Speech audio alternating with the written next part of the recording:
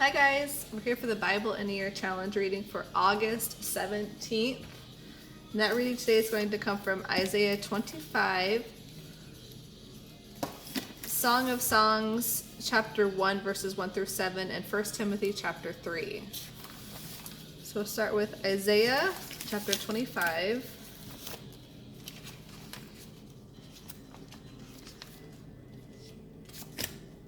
Okay. Praise for judgment and salvation. O Lord, I will honor and praise your name, for you are my God. You do such wonderful things. You planned them long ago, and now you have accomplished them. You turned mighty cities into heaps of ruins. Cities with strong walls are turned to rubble. Beautiful palaces in distant lands disappear and will never be rebuilt. Therefore, strong nations will declare your glory. Ruthless nations will revere you. But to the poor, O Lord, you are a refuge from the storm. To the needy in distress, you are a shelter from the rain and the heat. For the oppressive acts of ruthless people are like a storm beating against a wall, or like the relentless heat of the desert. But you silence the roar of foreign nations. You cool the land with the shade of a cloud. So the boastful songs of ruthless people are stilled. In Jerusalem, the Lord Almighty will spread a wonderful feast for everyone around the world. It will be a delicious feast of good food with clear, well-aged wine and choice beef. In that day, he will remove the cloud of gloom, the shadow of death that hangs over the earth. He will swallow up death forever. The sovereign Lord will wipe away all tears. He will remove forever all insults and mockery against his land and people. The Lord has spoken. In that day, the people will proclaim, "This is our God. We trusted in him, and he saved us. This is the Lord in whom we trusted. Let us rejoice in the salvation he brings. For the Lord's good hand will rest on Jerusalem. Moab will be crushed like trampled straw and left to rot. God will push down Moab's people as a swimmer pushes down water with his hands. He will end their pride and all their evil works. The high walls of Moab will be demolished and ground to dust." Okay, and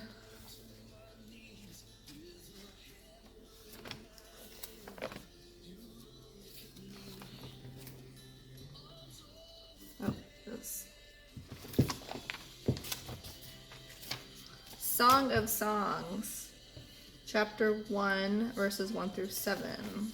Okay, right there.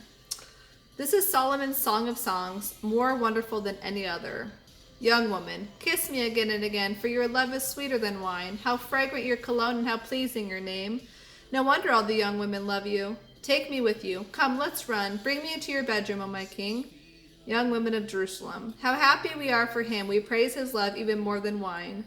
Young woman, how right that the young women love you. I am dark and beautiful, O women of Jerusalem, tan as the dark tents of Kedar, yes, even as the tents of Solomon. Don't look down on me, you fair city girls, just because my complexion is so dark.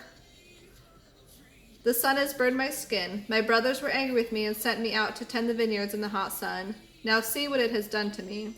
Tell me, O my love, where are you leading your flock today? Where will you rest your sheep at noon? For why should I wander like a prostitute among the flocks of your companions? Okay. And then 1 Timothy chapter 3. Leaders in the church. It is a true saying that if someone wants to be an elder, he desires an honorable responsibility. For an elder must be a man whose life cannot be spoken against. He must be faithful to his wife. He must exhibit self-control, live wisely, and have a good reputation. He must enjoy having guests in his home and must be able to teach. He must not be a heavy drinker or be violent. He must be gentle, peace-loving, and not one who loves money. He must manage his own family well, with children who respect and obey him. For if a man cannot change his own household, how can he take care of God's church? An elder must not be a new Christian, because he might be proud of being chosen so soon, and the devil will use that pride to make him fall.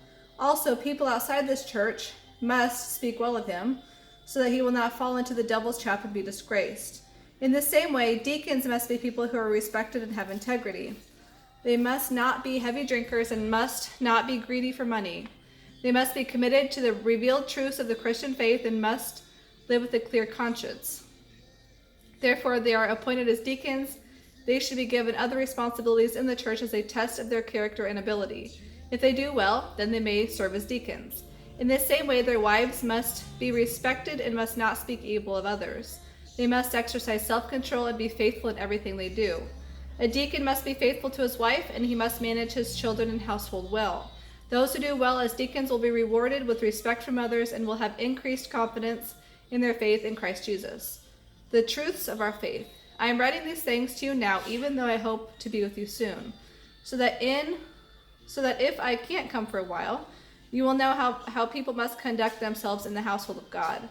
This is the church of the living God, which is the pillar and support of the truth. Without question, this is a great mystery of our faith.